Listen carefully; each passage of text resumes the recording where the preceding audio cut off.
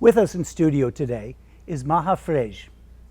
Maha is a brand new executive director of the Arab Community Center for Economic and Social Services, known as Access, in Dearborn, Michigan. She joins us today to talk about the great work Access has been doing since 1971 and about an inspiring conference coming to Metro Detroit this fall. Maha, welcome to Feel Like You Belong. Oh my God, thank you so much for having me. It's such a pleasure to be here. Well, and you have to know that we at the show are big fans of the work that Access is doing. The museum in Dearborn is a marvelous facility. We recommend all of our viewers that they go and visit there and learn about the heritage of Arab Americans. Thank you. I really appreciate that. I mean, it's the only museum of its kind in the whole country. Absolutely. And it really documents the story and the immigration patterns of Arab Americans to this country since we know they started coming. Sure. And it really captures that story by tying it to the larger immigrant story of America. Right. And so it's beautiful. And it serves as really a wonderful community focus for all kinds of activities for classes and networking and performances. So a lovely facility. It's a conscience museum. It's like part of the family of conscience museums. It's a Smithsonian affiliate. Wow. It's one, I believe, out of 4 museums in Michigan that have such affiliation. Fantastic. And it really designs its programs, its public programming and its exhibits by being relevant to what's happening in the community and in the country, what conversations are people having. So that makes it very unique. It's not these cold exhibits that you cannot touch and you're scared to look at. It's very interactive. And it engages people in conversations that are relevant to what's happening around us. Well, and we'll be sure to put up the website on the broadcast so people can find you and explore more. I want to talk about your history and background and then what upcoming things. But just as a point of trivia for a lot of people who don't know, Dearborn, Michigan is the largest population of Arab Americans in the country. It is. And it's not it's a kind of strange accident that it happened. Henry Ford. Yes, absolutely. And just a little bit of a correction, California most likely in terms of numbers might beat Michigan in terms of how many Arab Americans they have. But Dearborn is the most concentrated Arab American population. After Paris, France, outside of the Middle East, it's a huge concentration of, and it's the heart and soul of Arab America. It is. And as you said, I mean, the idea and the attraction since the turn of the previous century was through the Henry Ford promise of paying $5 a day. So immigrants from the Arab world, from North Africa and the Middle East, started coming, looking for initially from Lebanon. The majority of them came from the Levant, which is the larger, the greater Syria, which is today's Syria, Lebanon, Palestine / Israel, and Jordan. So that was one region, and the majority of the immigrants at the time came from that region. And if you find good work, you write letters back home to your cousin Ahmed and say, hey, come on over, good work here. Absolutely. And then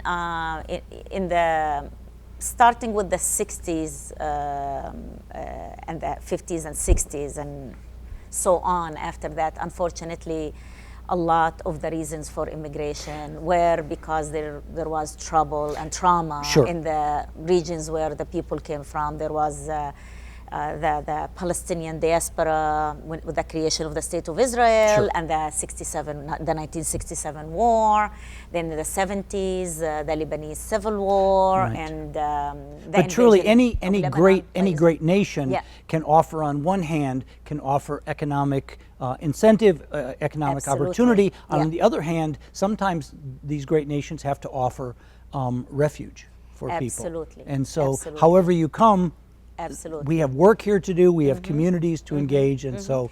And I would say that the waves that came in the 60s and 70s, and I would say even the 80s, they were, yes, they came as because they were running away from war, but a lot of them were people who are pretty educated.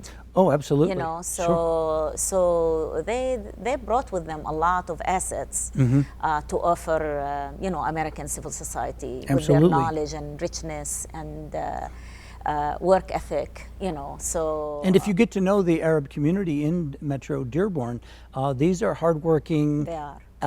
education-oriented, aspiring families. Absolutely, absolutely. You know, when you come to a new country, you are very focused, and you leave everything you know behind. Well, and as our friend Amr You know, Zahar said, yeah. for a lot of people, if you are a refugee, when you come, there is no plan B. There is no This is plan the B. only, you must make this work. And then you want to make it work for your kids. I mean, most Absolutely. families, they come with their children, Right. and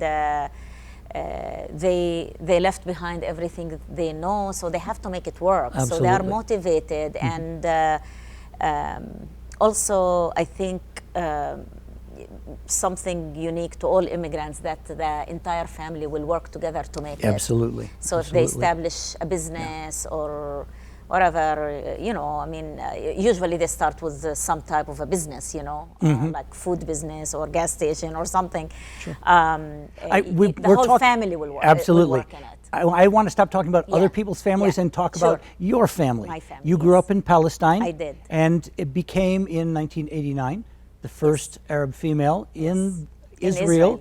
to earn a CPA. Yes. And so congratulations Thank on you. that. The first Arab woman. I wasn't the first Arab, but I was the first Arab woman. Sure, yeah. And then shortly after that, moved to the United States. Yes. Who of your family came with you? Nobody. It was just me. The I don't fit brave- the profile. It was a love story, pretty much. Okay. You know, so I had an opportunity to visit the United States in 1988, Okay. and when I was here, I met my future husband by chance, Oh my goodness. who grew up here, but he's also of Palestinian origin. Okay. And you know, I went back, and I was working. You know, I lived in Tel Aviv, and everything was going very well for me. But after a while, we knew that this relationship is going to be serious. So he followed me 10 months later, okay. and we decided to get married and to come back here. Okay, fantastic. Together. So when did you start working for Access? In January 1991. So I was So a couple soon of years after, in the country. okay, Yeah, I wow. was less than 2 years in the country. My first job was in a CPA firm in Southfield, Michigan. It doesn't exist anymore, but they were the 9th largest CPA firm in the United States. They were called Leventhal and Horwath. And that, you know, talking about being an immigrant, that's why I have so much admiration for immigrants. Here I was somebody who chose to come with my future husband. I spoke English, I was educated. And that first year working in a corporation was so tough for me. In general, it was very tough for Sure. me. I mean, but definitely the corporate culture was different than what I was used to. I worked in Tel Aviv, and I worked in a big corporation in Tel Aviv, but still, it's still an Eastern warmth. You know, The culture is it's different. Yeah. The Yeah. winters are colder, Yeah, and yeah. you have to learn how to make small talk about baseball and Yeah. silly things Yeah, like this. yeah. So tell us a little, because our viewers, a lot of them don't know about Access. Yeah. What does Access do? So Access is the largest Arab American human service provider in the United States. It works in Southeast Michigan in 5 cities: Dearborn, Detroit, Hamtramck, up to Sterling Heights in Macomb County. And its uniqueness that it started in 1971 by a group of committed volunteers to support the newly arrived immigrants that came to the south end of Dearborn, to help them just with English as a second language, transport them from one place to another, just ease it on them because they don't know their way. Sure. And the organization today transformed into this one of the most respected non-profit human service providers in the state of Michigan, not by the Arab American community standards, but by the general standards for the entire population. So how many employees? We have more than 500 employees. That's amazing. Our uniqueness that we provide an integrated service model, and we mastered providing integrated service model that is designed to take care of the entire family and move it from being marginalized and at disadvantage to self-sufficiency. So we integrating in the community. Integrated, and we serve everybody. So we have programs, so the integration of the services comes from the uniqueness and the diversity of the programs. We have more than 100 programs in 5 major areas. We have workforce development, entrepreneurship, basic support, social services. We have health, mental health, research, both, so you don't have to be Arab to participate in the Our workforce programs. Development programs, we see more than 200 people a day on average, and 75% of these are not Arab. Fantastic. Yeah, I mean, Fantastic. we place more than 5,000 people in jobs every year. And we work, we are a large provider of the 21st century learning centers. We are in maybe by now 23 schools. Wow. And a lot of these schools, they don't have any Arab kids in them. We work in 5 cities. That's fantastic. So, yeah. And the reason that I contacted you earlier was because as a member of the museum and a big supporter of your work, I noticed that you have this huge conference coming up, the biennial conference coming up in November. Yes. Tell us about MOVE, and first of all, what does MOVE stand for? Thank you for asking. MOVE, it stands for Mobilize, Organize, Vocalize, Empower. Fantastic. So, what happens at these conferences? So the beauty of this conference, which was done for the first time in 2017, that we wanted to have a gathering for Arab Americans, but we wanted to have a diversity of Arab Americans and non-Arabs at the same time. Mm-hmm. But within the Arab American community, we wanted to make sure we are inclusive of everybody. Sure. So it is attractive to artists, young people, strategic philanthropists, leaders of community-based organizations, people who serve on boards of nonprofit organizations. Looking at the video, I saw both men and women were there. Men and women, and attractive to people from any sexual background. Liberal, conservative. So it's the idea behind it that it really it brings to fruition in terms of feeling in one space what Access promotes. Because I told you a little bit ago about what Access does as a human service provider. But Access in the last 15 years, while in Michigan it moved from being Arab-centric in its service, it serves everybody in the human service area.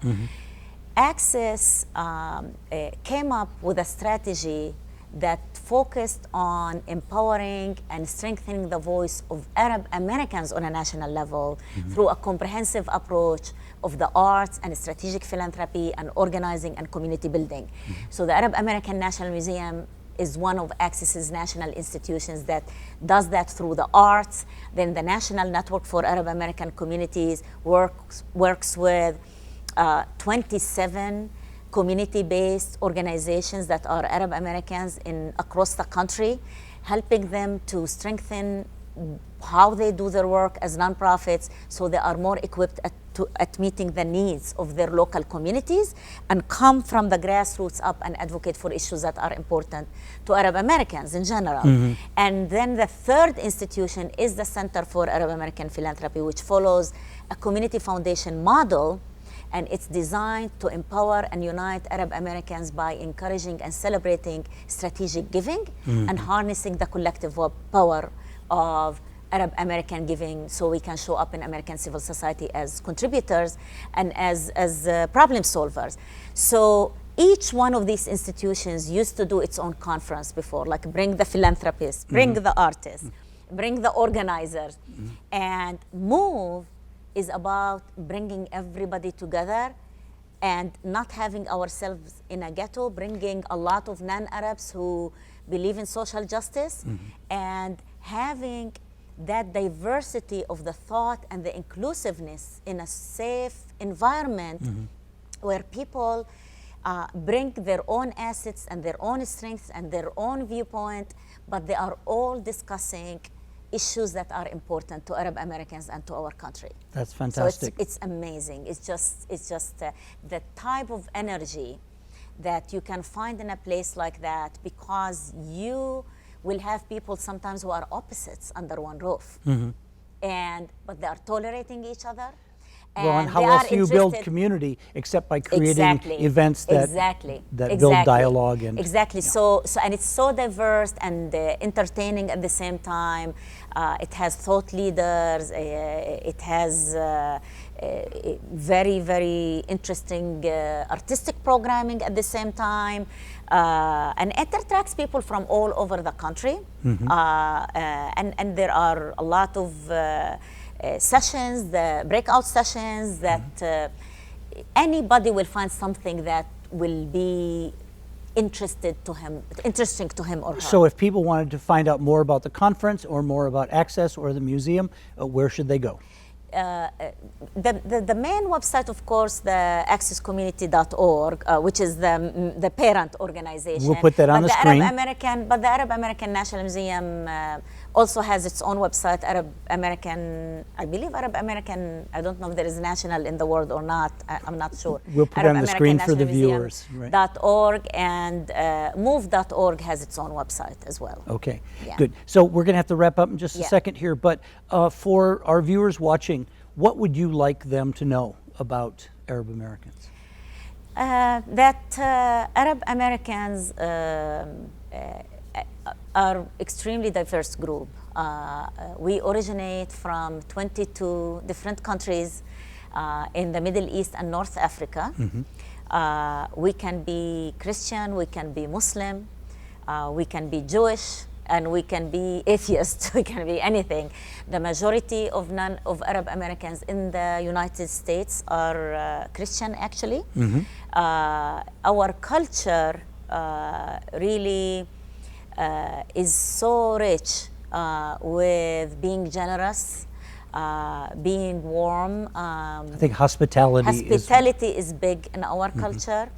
And the Arab Americans who happen to live in this country, which we are about 3 million people here in the United States, really, I would say, I mean, some people may look at it as a challenge or in a negative way, but I believe that we do have an opportunity because of all the anti-Muslim, anti-Arab rhetoric that the country is going through right now, and anti-immigrant rhetoric, to, by our actions and who we are, to show up in American civil society in a way that that reflects the generosity and the warmth that and the richness that our culture brings to the world, and that can make America a better place. Fantastic. We're going to have to leave it there, but I want to thank you so much for coming by and talking with us today. Thank you so much. And thank you for joining us. If you're watching us on TV, stay tuned for our following segments on language and culture. If you're watching Feel Like You Belong on the internet, we hope you will share your feedback with us via our website and YouTube channel. And be sure to catch our many other stories about the dynamic community leaders who make these United States a richer place.